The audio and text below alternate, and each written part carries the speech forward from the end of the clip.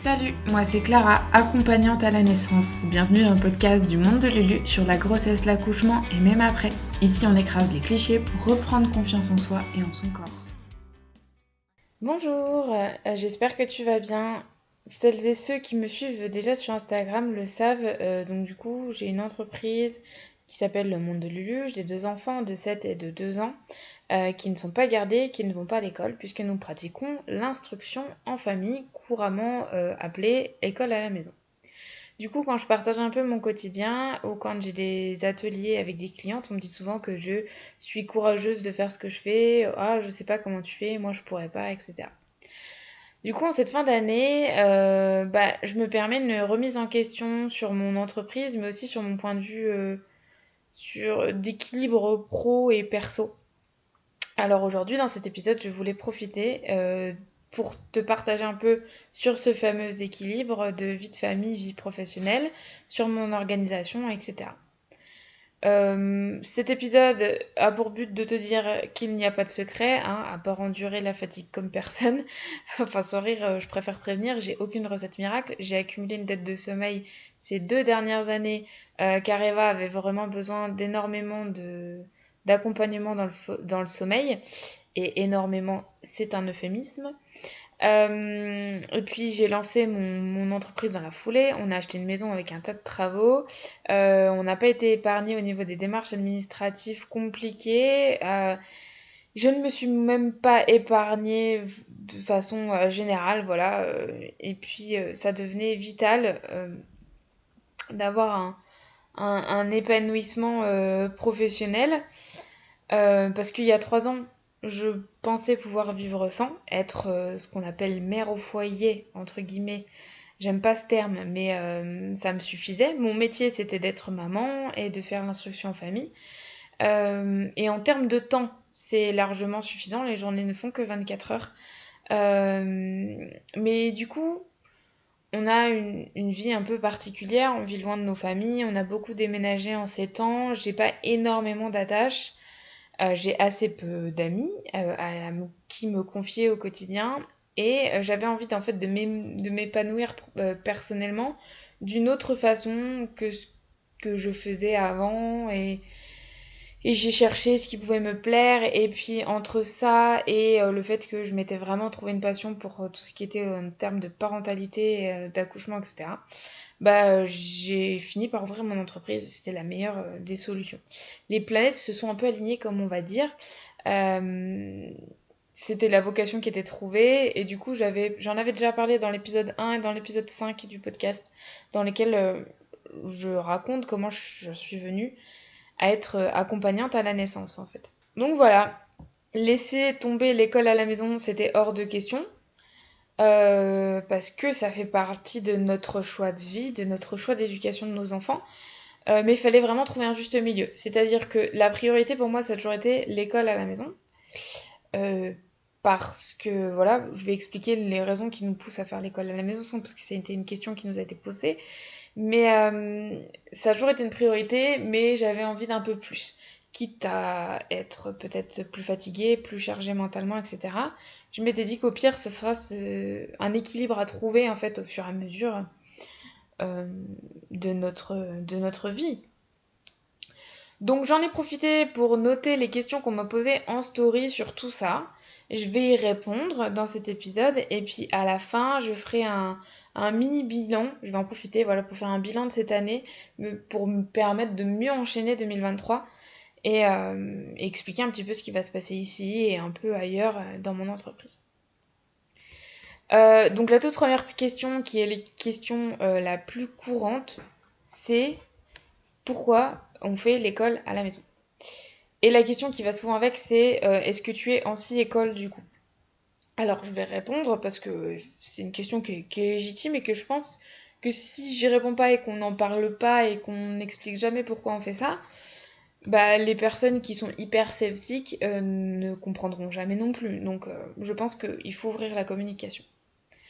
Il faut savoir qu'on a le choix de l'instruction à donner à nos enfants. Malgré certains articles qui sont passés dans la loi récente contre le séparatisme en 2021, Et encore heureux qu'on a le choix, ce sont nos enfants, hein, on les fait pas pour quelqu'un d'autre, les enfants. Et même si cette liberté, elle est un peu menacée, et c'est dangereux pour tous les enfants du pays d'ailleurs, qui pourraient avoir besoin de ce type d'instruction en cas de maladie, harcèlement, phobie scolaire, etc. Et ça, c'est un autre sujet, on pourra en reparler un jour si ça vous intéresse. Malgré tout ça, on a fait le choix parce que ça nous convient à nous le mieux et à nos enfants. Mais c'est pas pour ça du tout qu'on est anti-école. Je pense de tout cœur que l'école n'est pas adaptée pour tous les enfants et que le système est pourri en profondeur, qu'il faudrait des changements radicaux pour améliorer l'instruction de nos enfants à l'école et les conditions de travail des enseignants. Parce que quand je dis que le système est pourri, je parle pas des enseignants, je parle de la façon dont c'est dirigé, de la façon dont l'enseignement est créé, etc. Pour donner un exemple comme ça, genre la façon dont sont faits les programmes.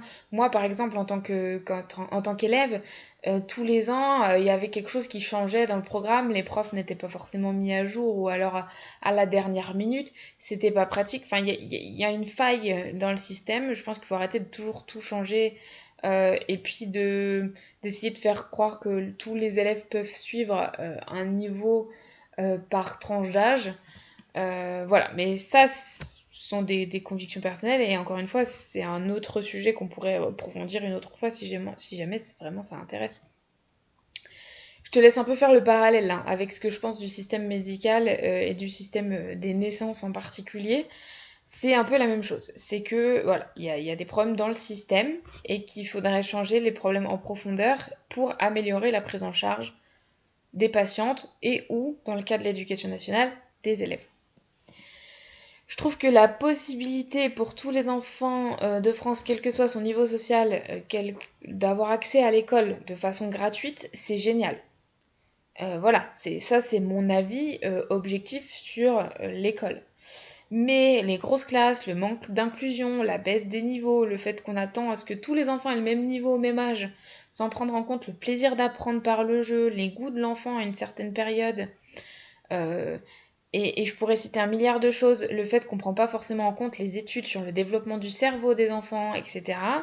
Ce sont des arguments qui nous a fait tendre vers le fait que nos enfants sont mieux instruits si c'est fait dans leur rythme et dans leur environnement protecteur qui est la maison. À cela s'ajoute le fait que Lucas est un enfant hypersensible et à haut potentiel intellectuel. Il faut savoir qu'à l'heure d'aujourd'hui, il a 2 ans d'avance sur le programme de l'éducation nationale. Donc là, c'est hors de question pour nous de le mettre à l'école avec des enfants qui sont 2 ans plus âgés que lui, et c'est également hors de question qu'on le mette à l'école dans le niveau de son âge, si c'est pour qu'il s'ennuie et qu'il refasse tout ce qu'il a déjà fait. Du coup, c'est peut-être un cercle vicieux ou un cercle vertueux, ça dépend comment on le prend, mais pour l'instant, on est entre guillemets coincé comme ça. Ce qui nous va très bien, mais en fait, l'instruction en famille, on apprend plus vite en général pour les enfants chez qui voilà, ça va vite parce que c'est à leur rythme, c'est en fonction de leur goût. On est attentif qu'à un seul élève en fait, du coup. Ou moi 2 parce que j'ai Eva, mais en général on prend du temps pour chacun des enfants quand on a plusieurs enfants dans une même famille, en école à la maison. Mais voilà, c'est un peu là, c'est que du coup c'est un choix qu'on a fait, et aujourd'hui on est un peu vis-à-vis du système de l'éducation française, on est un peu coincé dans le sens où demain si jamais on a envie, si jamais Lucas a envie d'aller à l'école, parce que ça c'est quelque chose qu'on prend en compte également, les envies de Lucas, si jamais, quelle que soit la raison, il faut mettre les enfants à l'école, on est un peu coincé, et donc il faudra peut-être réfléchir à une autre solution. Mais du coup, du fait qu'on avance au rythme, à son rythme pour Lucas, ça a été une suite logique pour Eva. Donc ça sera à voir l'année prochaine. Eva aura 3 ans l'année prochaine. Mais pour l'instant, l'école à la maison, c'est ce qui nous convient le mieux. Et c'est pas un choix anti-école, c'est un choix pour la liberté d'instruction. Voilà. Du coup, je regarde la deuxième question qu'on m'avait posée. C'était, en fait, comment tu travailles si tes enfants sont à la maison? Alors oui, c'est une super question et c'est tout un programme. C'est une organisation et une bonne dose de lâcher prise. En début de chaque semaine, je note tout ce que moi je dois faire dans la semaine, professionnellement ou personnellement. Je programme aussi l'école de la semaine de façon précise, c'est-à-dire que je note les numéros de page, les fiches, le thème abordé, etc. par jour. Je sais, à force, je sais à peu près combien de temps Lucas fait pour faire un exercice de français, par exemple, ou de maths, etc. Du coup, je sais à peu près ce que je dois prévoir par jour. Donc ça, c'est une question d'habitude. Et puis, je fais le programme. Du coup, durant la semaine, Lucas, il est semi-indépendant, on va dire. Il regarde ce qu'il a à faire le jour précis. Et puis, il va se mettre à travailler. Et puis moi, je vais corriger, je vais l'aider, l'accompagner, etc. Pour une journée type, concrètement, j'ai mis 3 temps en place. Le matin, je travaille. J'essaye de m'en tenir qu'au matin. Donc ça a été compliqué pendant une certaine période. Et là, depuis novembre, décembre, j'y arrive pas mal. Donc les enfants jouent. Ils jouent dans leur chambre si jamais j'ai un atelier, sinon avec moi, enfin voilà. Je peux proposer des activités, du dessin, de la peinture, ce qu'ils veulent. En général, ils aiment bien être assez libres de leur activité, de leur jeu. En début d'après-midi, donc là je vous épargne le quotidien d'une mère au foyer, c'est-à-dire faire à manger et le ménage, hein. En début d'après-midi, je couche Eva pour la sieste. Et Lucas, il se met à son travail. Parfois, il va avoir besoin de moi, ou je vais devoir vraiment l'accompagner, parfois pas du tout. Il va être totalement indépendant et j'aurai juste à corriger. S'il n'a pas besoin de moi, j'en profite pour rattraper mon retard professionnel si jamais j'en ai, ou alors faire du rangement, du ménage, programmer l'école à la maison des prochaines semaines, etc. Parce qu'il faut savoir que en école à la maison, j'inscris tout ce qu'on fait, parce qu'on est contrôlé chaque année pour savoir si l'avancement de l'instruction se fait correctement, etc. Hein, on n'est pas non plus laissé à l'abandon. Enfin, à moitié, parce que du coup, on nous donne rien. On doit choisir par nous-mêmes la façon dont on travaille, on doit choisir par nous-mêmes les cahiers, etc., aller chercher sur Internet. Mais tous les ans, il y a quelqu'un qui va regarder si l'enfant a le niveau de son âge, etc. Et il y a des conséquences si jamais ça l'est pas. Comme ça, c'est une charge mentale en moins quand on sait quand est-ce qu'on va aller à l'inspection. Par exemple, juste avant d'enregistrer ce podcast, on a reçu le mail avec la convocation pour dans pile un mois. Mais sur le coup, je me suis inquiétée parce que c'est toujours un peu stressant. On va aller voir des inconnus qui vont juger, qui ont certains a priori sur l'école à la maison, qui font pas les choses de la même façon que nous. Donc forcément, il y a une certaine appréhension. Puis après, je me suis dit, ouais, je vois pas pourquoi il y aurait de problème. Lucas est un enfant adorable, qui travaille très bien. Et tout est recensé, tout son travail, tout, voilà. Bref, j'en étais où? Donc ça, c'était, voilà, si j'en profite quand Lucas travaille pour faire autre chose qui nécessite d'être fait. Une fois le réveil d'Eva, en général, Lucas, il a déjà travaillé 2h30, 3 heures, ça dépend, non-stop. Il fait rarement des pauses ou alors des petites pauses. Et c'est suffisant pour la journée. Du coup, on va avoir tendance à sortir s'il fait beau, s'il fait chaud. Sinon, on se fait des jeux de société, des activités manuelles, du Lego, parfois un dessin animé. Enfin voilà, il n'y a pas de... J'en profite pour proposer des activités à Eva, lui lire des livres, etc. Le but, c'est vraiment que le temps qui soit passé avec eux, de façon individuelle ou en groupe, soit vraiment de qualité. Quand leur papa rentre, et vu son travail, c'est assez variable ses horaires de rentrée, il va se détendre un peu et prendre le relais, jouer avec eux, prendre la douche. Et moi, comme ça, je peux faire d'autres choses, préparer à manger, faire des choses pour moi, etc. Après, tout ça, c'est vraiment 3 jours par semaine. C'est pour ça que c'est une journée type, mais c'est pas vraiment type parce qu'il y a un jour par semaine où on va faire les activités avec les copains qui sont également en instruction en famille. On a un petit groupe d'amis, enfin petit, qui est assez gros, où on se retrouve pour faire des activités, etc. Donc dans ces cas-là, on travaille le matin, moi je bosse le soir une fois qu'ils sont couchés, ou alors je reprogramme ce que je devais faire pour un autre jour, mais ça, c'est pareil, je le sais d'avance.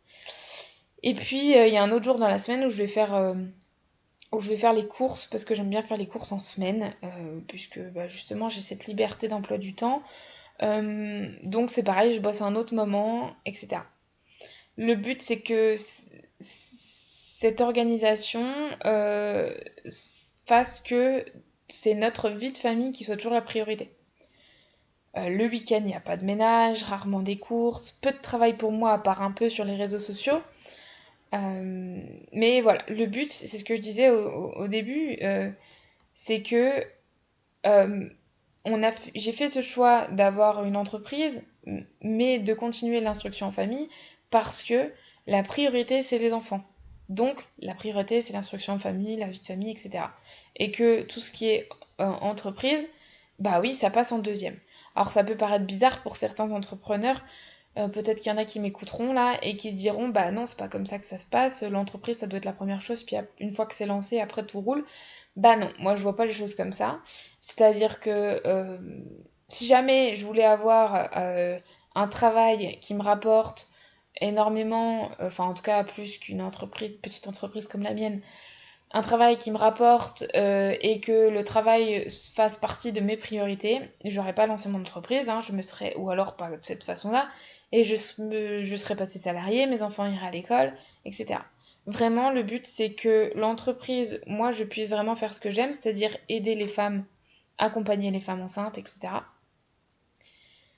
Faire une petite rentrée d'argent, effectivement, hein, faut pas que ce soit tabou là-dessus non plus, mais que tout le reste, il faut vraiment que ça tourne autour de notre famille. C'est-à-dire que je dis que les enfants sont la priorité, mais aussi notre vie de couple, etc. Et la dernière question que j'ai eue, c'est comment les gens y voient votre choix. Alors, mon choix de faire l'instruction en famille, je pense. Mon choix de travailler à la maison et d'avoir une entreprise. C'est un choix qui est difficile à comprendre. Et je comprends en fait les gens qui ont du mal. C'est souvent le sujet qui revient. Ah, mais ton mari doit bien gagner la vie, t'as la belle vie, toi, à la maison, etc. Parce qu'on a l'image de la mère au foyer qui fait rien de ses journées. C'est encore présent dans l'état d'esprit des gens, mais il y a tellement de choses à faire. Enfin, je veux dire, franchement, des fois quand je suis fatiguée, je me dis, j'ai envie de mettre mes enfants à l'école. Quand je suis extrêmement fatiguée, j'ai envie de mettre mes enfants à l'école, d'arrêter mon entreprise et d'aller me trouver un travail de salarié dans un bureau, quoi. Je serais moins fatiguée. Je dis pas que j'aurais moins de charge mentale, etc. Mais au niveau épuisement physique, et puis passer sa journée avec des enfants, c'est fatigant, hein. Et puis psychologique, je veux dire, on parle pas énormément de fois à des adultes, enfin voilà. Là, je suis en train de parler dans le vide sur mon canapé, vous pensez bien que c'est pas hyper... c'est un peu bizarre, quoi. Donc, voilà, il y a tellement de choses à faire, c'est un privilège, oui, mais il faut surtout pas oublier que c'est un choix. C'est un choix qu'on s'est donné. On s'est donné les moyens de faire ce choix. C'est pas parce qu'on peut qu'on l'a fait. C'est parce qu'on l'a fait qu'on a pu le faire après. Vous voyez ce que je veux dire? On s'est donné les moyens d'avoir la vie là. C'était pas facile. C'est toujours pas facile. Et c'est pas un privilège qui nous est tombé comme ça dans la bouche. C'est quelque chose qu'on s'est offert, on va dire. Et on se prive financièrement d'un salaire, clairement. Faut pas se leurrer, mon entreprise, elle rapporte pas un SMIC, c'est pas grave, mais tous ceux qui me disent que ah oui, mais je pourrais pas arrêter de travailler pour faire ça, c'est pas l'argument.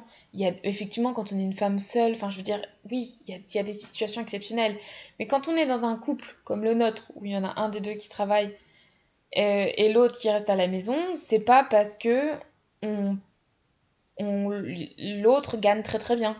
C'est juste que ben, on a fait ce choix et on se donne les moyens de pouvoir vivre selon notre choix. Voilà, c'est une question de priorité en fait aussi. Voilà. Et après, le regard des autres, en fait, pour vraiment répondre à la question, comment les autres voient notre choix, bah, c'est sûr qu'on a des réflexions du genre là. On explique, parce qu'il y a des choses. Faut pas laisser certaines personnes dire ce genre de choses. Que c'est pas parce que c'est facile qu'on le fait, c'est parce que c'est un choix. Et puis, sinon, on s'en fout.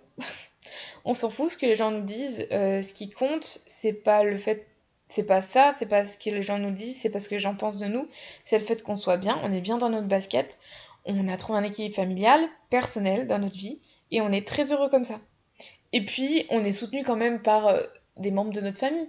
Enfin, je veux dire, il y a des personnes, oui, qui nous ont, de proches, qui ont trouvé certains de nos choix bizarres.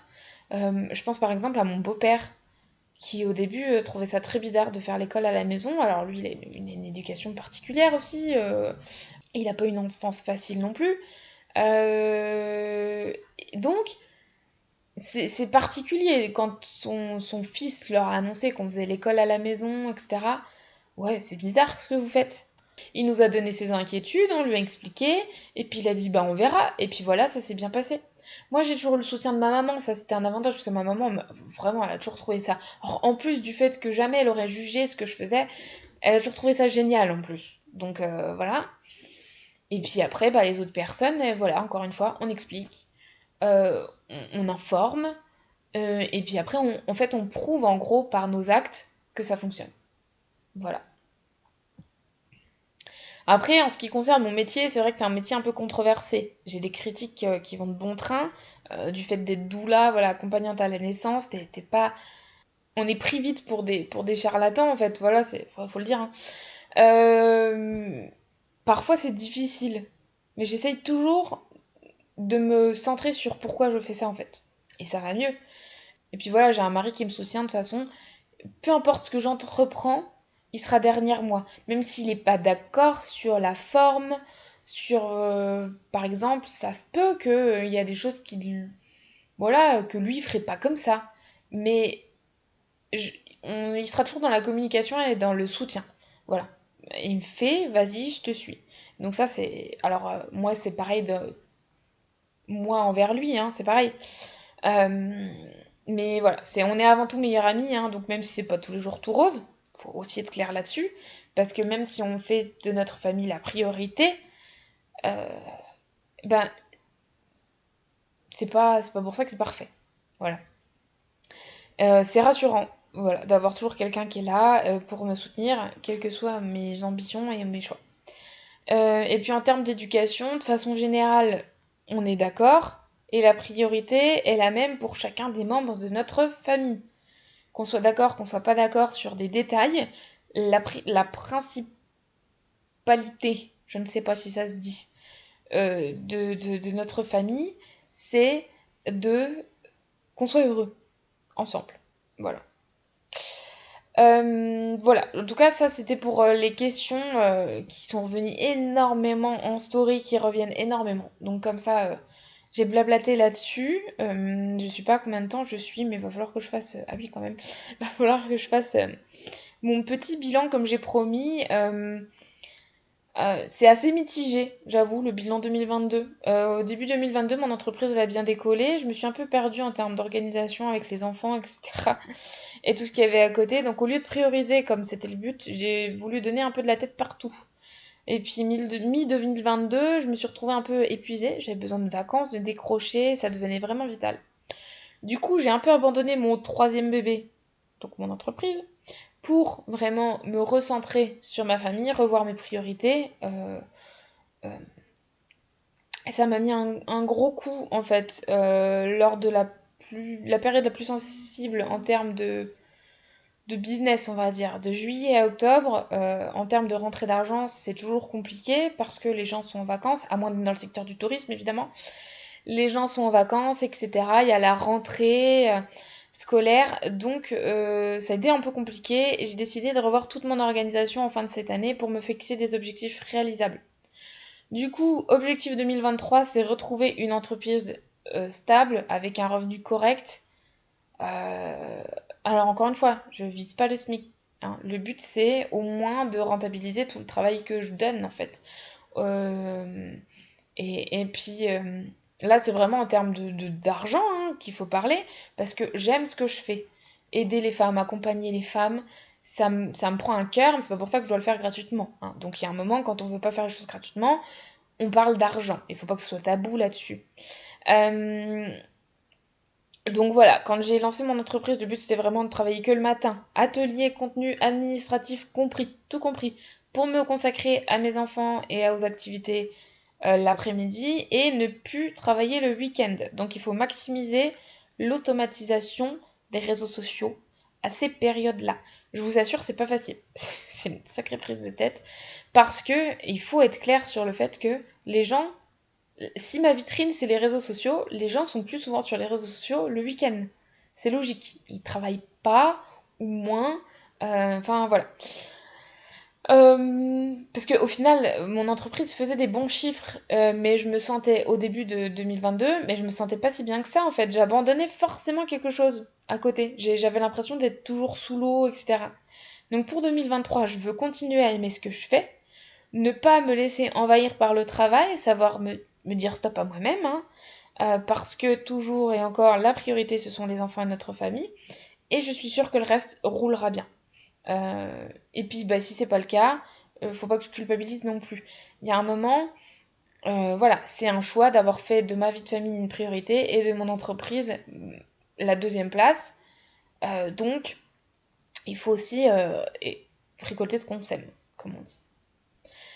Alors, concrètement, qu'est-ce que ça veut dire pour toi en tant qu'auditrice là, actuelle du podcast, ou sûrement que tu me suis sur les réseaux sociaux si tu connais cet épisode, enfin ce podcast. Clairement, je vais trier mes contenus.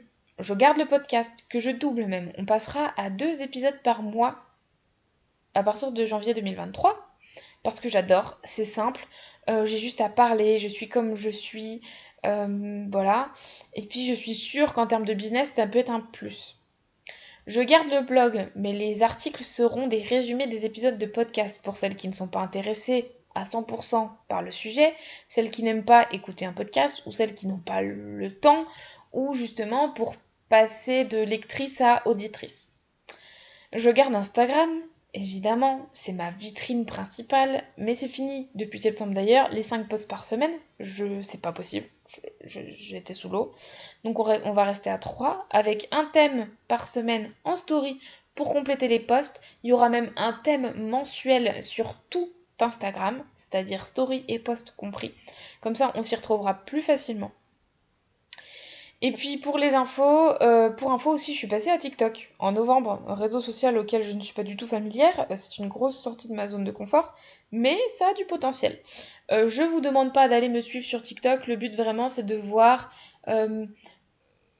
des nouvelles personnes, hein, des nouvelles têtes. Si tu me suis déjà sur Instagram, si tu écoutes déjà mon podcast, franchement, ne prends pas la tête d'aller voir sur TikTok. Bah, sauf si vraiment tu peux pas t'en empêcher, évidemment. Mais le but, ça va être de TikTok, c'est un espèce de challenge pour moi, c'est de voir, parce qu'Instagram, j'avais pas vraiment pris de zéro, c'était un compte que j'avais de base sur l'école à la maison, etc. Et là, je veux voir, j'ai pris de zéro TikTok, j'ai créé un compte et je parle de ce que je parle le mieux ici, sur Instagram, etc. De façon un peu différente, voilà, mais ça me plaît. Donc je vais voir, voilà, en combien de temps je vais réussir à avoir une audience correcte, voilà. C'est intéressant de faire autre chose, et voilà, encore une fois, ça me plaît, c'est le principal. Voilà un peu pour le bilan. Du coup, ah oui, pour finir sur les contenus, j'ai supprimé la newsletter. Aujourd'hui, j'ai envoyé la dernière newsletter. Ça me fait un peu mal au cœur de faire ça, j'avoue. Mais je trouve que le lien entre mes lectrices de newsletter et moi, il était moins privilégié qu'entre le lien entre auditrice, là, de podcast et moi. Là, j'ai vraiment l'impression de te parler, clairement, même si, encore une fois, je suis seule dans mon salon avec une petite couverture pilou-pilou. Mais voilà, j'ai cette impression de te parler, de te donner vraiment des informations. Et là, effectivement, je parle trop. Mais voilà, c'est un vrai lien que j'essaie de créer et je pense que le podcast, ça se crée sur la durée. Et la newsletter, il faut être clair sur le sujet que je parle principalement des femmes enceintes. Enceinte, ça dure 9 mois. Après, bah, la newsletter, elle devient beaucoup moins intéressante, même si on parle de postpartum, d'éducation, etc. C'est beaucoup moins intéressant. Alors que voilà, l'épisode de podcast, les personnes écoutent l'épisode qui correspond à ses besoins, à ses envies, etc. Celles qui ont envie de tout écouter, elles écoutent tout. Celles qui ont envie d'écouter un parti, un par là, elles écoutent qu'un parti, un par là. Et franchement, c'est ça que j'aime bien. Donc je supprime la news, mais pour rajouter du podcast. Voilà. Je trouvais ça intéressant de poser un petit bilan dans ce dernier épisode de l'année, parce que on est déjà en décembre 2022. Donc prochain épisode début janvier 2022. Et voilà, à partir de 2023, pardon. Ça c'est le signe qu'il faut que j'arrête de parler. Ce sera un espèce de nouvelle lancée, un nouveau lancement dans l'entreprise et dans le podcast. Si je peux me permettre de me servir de mon propre bilan pour te dire quelque chose, c'est vraiment aime ce que tu fais et ça se passera bien. Lâche prise et c'est comme ça qu'on trouve les petits plaisirs de la vie. Et franchement, profite de tes enfants parce que ça passe trop vite. Voilà, quand d'un coup je regarde et que mes enfants ils ont 7 ans et demi et 2 ans et demi, je me dis oh, qu'est-ce que j'ai fait tout ce temps? J'ai toujours l'impression d'avoir 22 ans. Moi je sais pas, non, j'en ai 27, mais bon, c'est pas grave. Et si jamais t'as envie, voilà, par hasard, de m'aider à poursuivre mes contenus en parallèle de mon entreprise et d'essayer de donner mieux, euh, de faire des choses de façon peut-être encore plus qualitative, déjà n'hésite pas à me dire ce que tu aimerais. Et puis sinon, j'ai créé une page Tipeee, je te mets le lien en description du podcast, où il y a des contreparties, tu peux faire un petit don. Tout petit don, ou moyen don, ou gros don, enfin comme tu veux, ou pas du tout, juste tu peux aller voir par curiosité ce que je propose. Mais voilà, j'ai voulu mettre cette page Tipeee en parallèle de mon entreprise parce que clairement, si je veux que ma rémunération pour le contenu que je produis soit efficace, il faudrait que j'augmente mes tarifs et je ne peux pas augmenter mes tarifs. Psychologiquement, je ne peux pas, je n'en ai pas envie. J'ai pas envie que les femmes cassent leur tirelire pour s'offrir un truc qui leur ferait du bien. Voilà. Donc, je veux que mes services et mes accompagnements restent très abordables. Voilà. Pour un exemple, 90 € pour 4 ateliers, plus tout le suivi par mail, plus tous les fichiers que je donne, etc. Je pense pas que ce soit exagéré, sachant qu'un atelier ça dure entre 1h30 et 2h. Voilà, je veux que ça reste abordable de cette façon-là. Et ça, c'était qu'un exemple. Il y a de tous les tarifs sur mon site internet en fonction de l'accompagnement que tu as besoin. N'hésite pas à aller voir. Et puis voilà, si jamais t'es pas enceinte et que t'as quand même envie de m'aider, n'hésite pas à aller voir ma page Tipeee. Voilà, ça fait trop longtemps que je parle. J'espère que si t'as écouté jusqu'au bout, merci d'être là. Et puis à l'année prochaine. Bonne fin d'année. Je t'embrasse. Ça y est, c'est la fin de cet épisode et j'espère qu'il t'a plu. N'hésite pas à t'abonner. En tout cas, à très vite ici ou sur Instagram. Plein de belles choses.